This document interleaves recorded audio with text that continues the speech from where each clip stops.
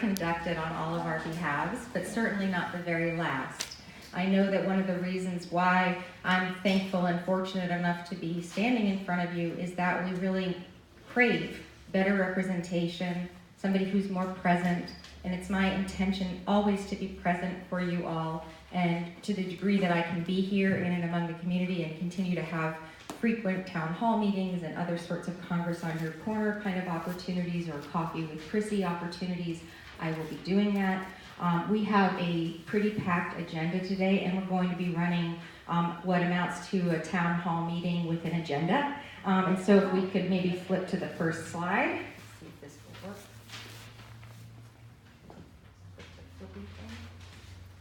Maybe we go to the down arrow on the little computer.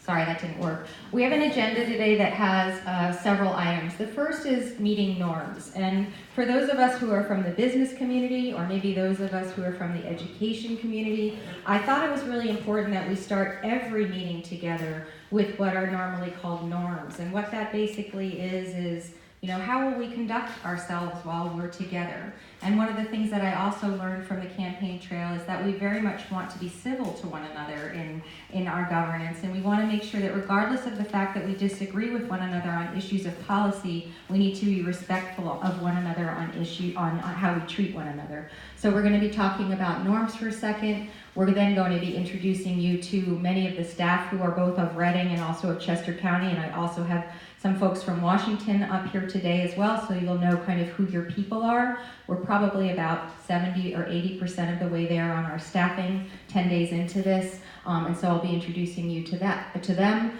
Actually, Sue will be introducing you to them.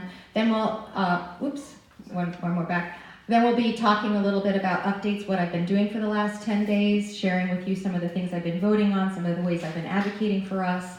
And then we will have a brief opportunity if people feel inclined to help share stories of how the shutdown is impacting you or maybe somebody that you know.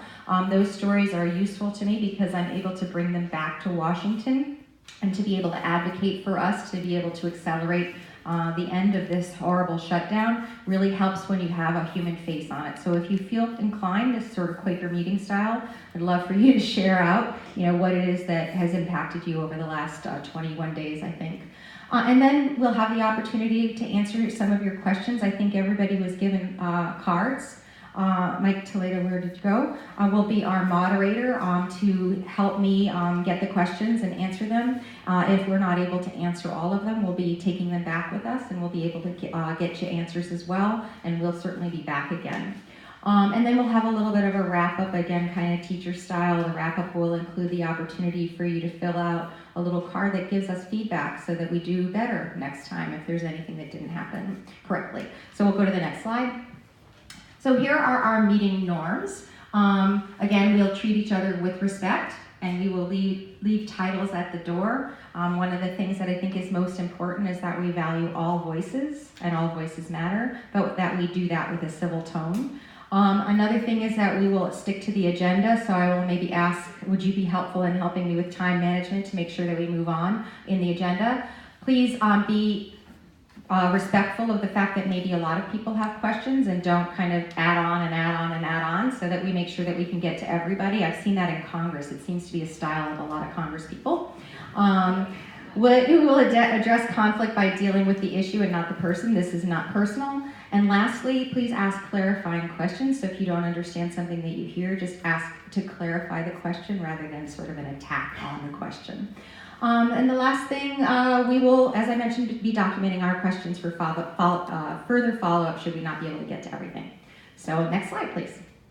And I'm going to be handing over the speaker right now to the wonderful and talented Sue Walker, who has perhaps stupidly agreed to join me as the district director. She's probably wondering what she signed up for, but she's a remarkable person in and of herself. I will let her tell you a little bit about her background and then introduce some of our team members who are here. Before I do that, though, I do want to acknowledge in the back, Michelle Darby, please raise your hand. She is our new chief of staff, and if I could tell you the number of people in Washington who have asked how I possibly would manage to pull off getting Michelle on our team, we would have quite a lot of people. It's an amazing thing to have her. She's very, very talented and comes with decades of experience being the chief of a very similar community to ours. So I'll pass it over to Sue. Thank you, Chrissy. And hello everyone here in Berks County. My name is Sue Walker. I am the district director.